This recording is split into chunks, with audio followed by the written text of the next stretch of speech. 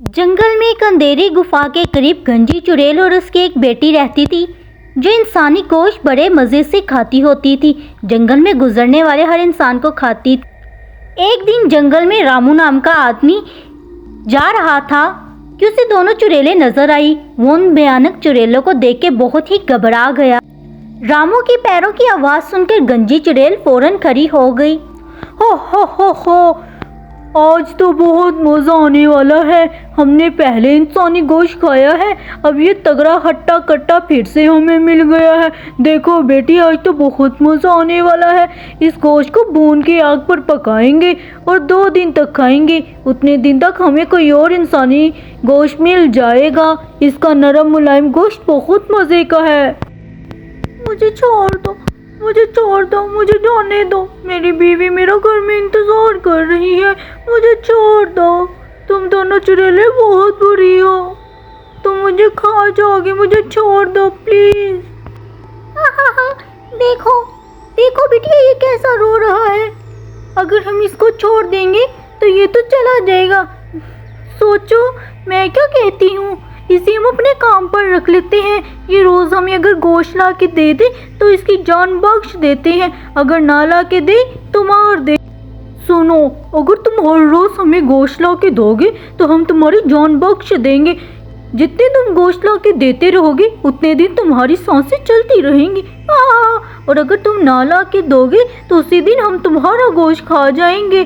جب تک ہماری زندگی ہے تب تک تم یہیں پر رہو گے، اپنے گھر نہیں جاؤ گے، اور جب ہماری مرتیو ہو گئی تو تم یہاں سے جا سکتے ہو۔ لیکن ہماری مرتیو کرنے والا صرف ایک وہی تانترک ہے جو بہت دور رہتا ہے، اس سے ملنا ناممکن ہے۔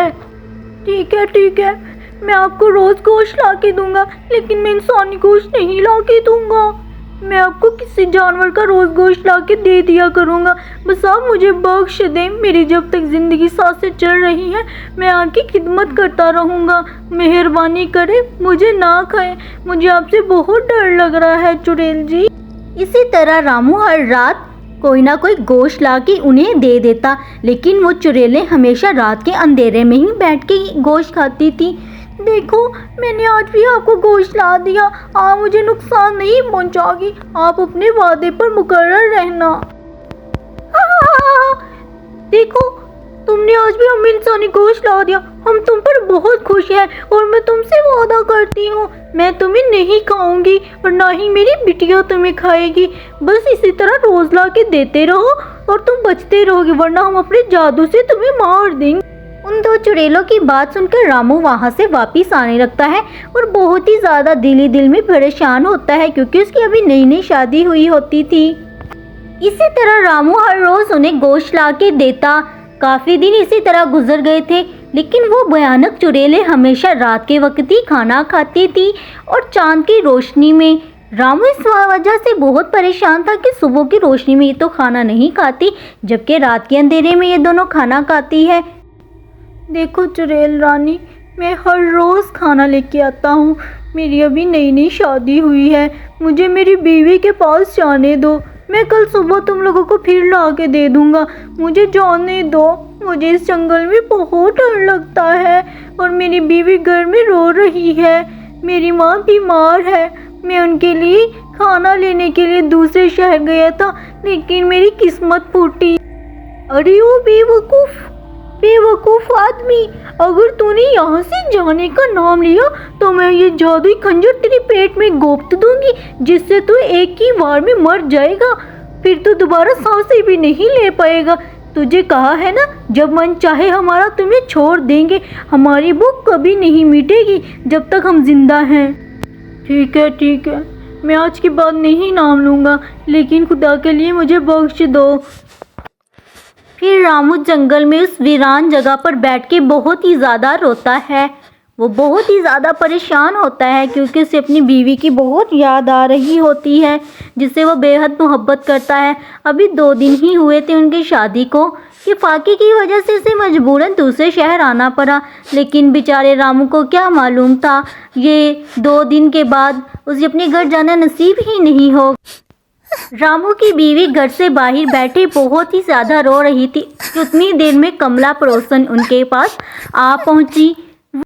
वो सुष्मिता को देखकर बहुत ही ज्यादा परेशान हो गई। क्या बात है सुष्मिता बहना, आप क्यों बाहर बैठे रो क्यों रही है? कोई बात है? और रामू भैया कहाँ पर है? 2 दिन से वो मुझे नजर ही नहीं आया। आप दोनों की तो अभी नई शादी हुई है, तो फिर आप ये रो क्यों रही हैं? कमला बहना मैं क्या बताऊं, मेरे पति 2 दिन से गायब हैं। वो दूसरे शहर में खाना लेने के लिए गए थे, लेकिन अभी तक नहीं लौटे। मुझे डर है कि उसे उन 2 चुड़ैलों ने ना पकड़ लिया हो, जो इस जंगल में रहती हैं। वो इंसानी गोश्त बड़े मज़े से खाती हैं। मैं बहुत परेशान हूँ। मेरा पति मर गया है, ये जिंदा है। मैं उसी की वजह से रो रही हूँ। तुम मेरे साथ चलो तांत्रिक के पास, महाजादुई तांत्रिक जो इन 2 चुड़ैलों से लड़ सकता है। मैंने भी ये सिर्फ कहानी समझी थी, सुना था उन चुड़ैलों के बारे में, लेकिन आज तो ये हकीकत ही हो गई। जब तक वो 2 चुड़ैलें मरेंगी नहीं, तब तक ऐसे ही होता रहेगा। गांव के कई वासियों को वो खा चुकी है, और अब आज रामू भैया को भी। कमला और रामू की पत्नी दोनों तांत्रिक के पास आके उसे सारा वाकया बताती है कि कई दिनों से रामू घर में नहीं आया, कि उसे शक है उन्हें वो 2 चुड़ैलों ने ना खा लिया हो।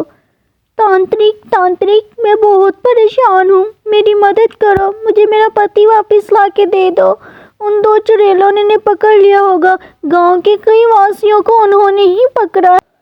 तुम परेशान ना हो, उन 2 चुड़ैलों की तलाश मुझे कब से थी, लेकिन ये नहीं पता था कि वो रह कहाँ रही है। उनकी बहुत बातें मैंने भी सुनी है। वो घटनाएं करती हैं और इंसानी गोश्त खा जाती हैं। मैं तुम्हारे पति को वापस लेके आऊँगा, अगर उन्होंने उन्हें ना खाया हुआ तो। जादू की मदद से तांत्रिक उन 2 चुड़ैलों के पास पहुंच जाता है। गंजी चुड़ैल की बेटी तांत्रिक को देख के तो बहुत ही ज़्यादा रोने लग जाती है। और ये गंजी चुड़ैल, और ये जो तुम्हारी बेटी है, आज मैं तुम दोनों को ही खत्म कर दूंगा, आई समझ। और वो फिर तांत्रिक अपनी जादुई छुरी की मदद से गंजी चुड़ैल पर वार करने लगता है। कुछ देर वार करने के बाद वो दोनों चुड़ैलें मर जाती हैं और तांत्रिक